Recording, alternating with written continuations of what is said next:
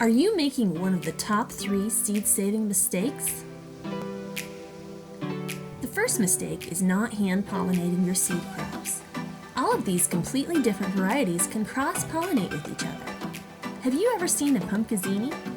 Pumpkins are insect-pollinated and can cross with zucchini, growing up to half a mile away.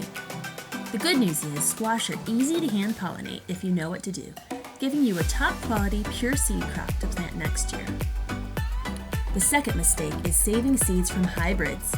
When you save seeds from a hybrid variety, there's no telling what you might get. These mixed hybrid genes just get even more mixed up, and the result might look nothing like the plant you started with.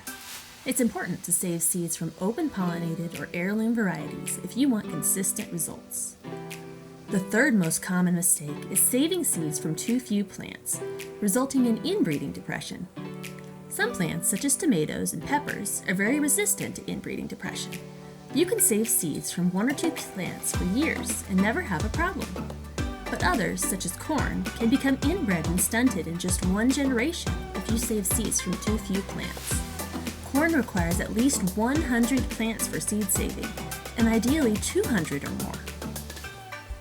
You can spend months reading books and researching, making lots of mistakes along the way, or you can learn everything you need to know about saving seeds from your garden in just a couple hours with our online seed saving course.